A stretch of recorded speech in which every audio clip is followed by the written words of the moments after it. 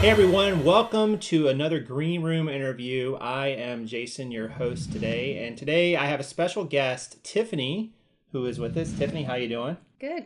We are going to delve into Tiffany's business, her experience with eBay, just kind of everything she's done in building a huge business on eBay and how she's gone about doing that. So I hope you guys are ready for a really great show. It's going to be a really great interview, so I'm pumped. I know you are too, right? Right. Introduce yourself to everybody and let them know who you are, like how you got started with eBay, and kind of some of your backstory.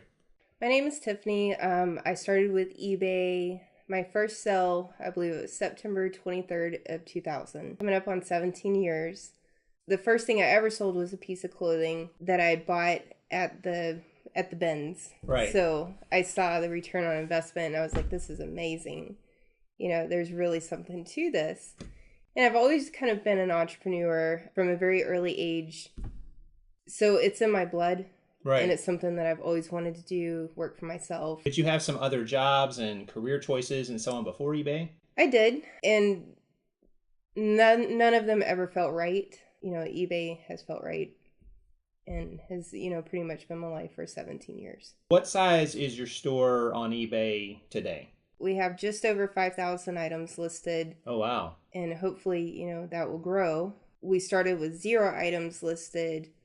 It's been about a year and 7 months. What sort of items do you mainly sell in your store? Our main items are women's clothing. That's kind of our bread and butter. We do some shoes. Really, if I find anything for a good enough price, I will sell it. Now, is it women's clothing because that's just something you were more comfortable with, or you've been able to find more, or a combination of both, or what? Well, it's something I've always been interested in. So if you're going to do something and do it well, it has to be something that will retain your attention. And I've always loved fashion and women's clothing, so that's kind of been my niche. I would imagine with 5,000 items, you're doing a pretty good volume. Do you want to speak to any of your volume numbers or sort of a range or something along those lines? Our sell-through monthly is about 2%.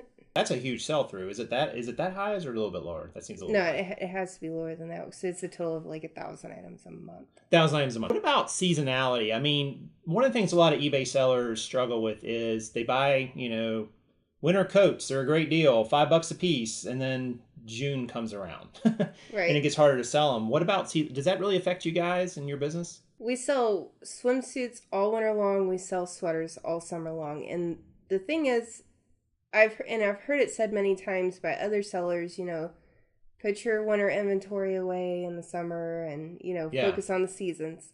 That's not true because your JCPenney and your Belk isn't going to have a sweater for sale in the middle of June. And there are some people who are very cold-natured or travel and they want a sweater. So they come to us and we have that sweater. Let's talk about categories. So we know you're basically selling a lot of women's clothes, but what sort of categories within women's do you typically find sourcing? Do you have like a feel for maybe even the breakdown, like what percentage is this part of women, this item, this category, or what percentage is that? I know that it does. There is a report that breaks it down, which category does the best. Okay. And, we sell, I think our best category, because mine is divided by size. Okay. Just so it's easier for women to shop. So that's your store, you're saying, just to be clear, your store, you have like set up as small, medium, large, 2, 4, 6, 8. And if I'm not mistaken, I think it's women's size 12. We do the best. Oh, okay. When you're outsourcing, what sort of categories of items are you looking for the most? Probably dresses, just because per item, I think we make a bigger profit on dresses than we do just a blouse or a skirt. How do you pick items? Like, what are you looking for?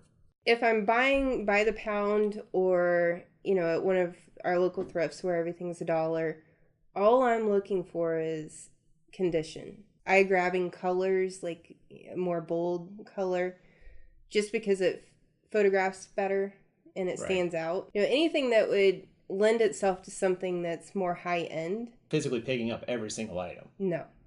Where would be some of the places that you frequently buy price? We've talked about the bins, but where are your other sort of frequent sourcing spots or types of spots, rather, that other people could, watching this, take from and say, oh, I could go there or check. It's, Goodwill, local thrift stores. I love the thrift stores that are supporting a cause. Like Right. we have one here in town that supports a homeless mission. Hmm. And, a lot of your philanthropist style people typically have nicer clothing and they donate it to these causes because they believe in them. How much have you been buying per week on average? A normal week for us looks like, between 300 and 400 pieces of clothing. Wow, that's a lot. How long do you think it takes you to source that many items a week? Probably 4 days. 4 days? And that seems like sort of a full-time endeavor to pull out 300 or 400 items you could sell and so on. Right. Now, each of those days, I'm only going out 3 to 4 hours. I'm not out the whole day because I have other obligations with running the business. What about bulk buys? Have you thought about the bulk buy route and what sort of opportunities are out there? I know you and I have talked about that a little bit. You could buy credential clothing, which is, on average, say 20 cents a pound. But the problem is that credential means unpicked, unsorted. It comes to you in the original donation bag that it was given. Right. Essentially, they pull, the bins that you see on the side of the road that, put your clothes here. They all come out of those bins, and then they're sold in that way. Right. So you could be getting really, really good stuff, or you could be getting really, really not good stuff. How many employees do you have right now? Right now, I only have one. Do you think you will hire additional employees in the future? It just depends on what I decide to do with the company in the future. Where do you see your business going now with some of these changes that have happened? What do you see the future looking like? At this point, I don't foresee 10,000 listings just because of a space issue. Mm-hmm. And I'm not looking to move all that inventory again anytime soon. I mean, that was a logistical nightmare. I'm sure. So I think, probably, at the most where I'm at, 6,500 is probably the biggest number. Okay. If I get there, great. If I don't, I'm pretty stoked at where I'm at. Yeah. So, as long as if at the end of the day I'm profitable and I'm happy, that's all I'm looking for. Do you see that you'll continue to source primarily at the bins and thrift shops, or will you pivot to other opportunities?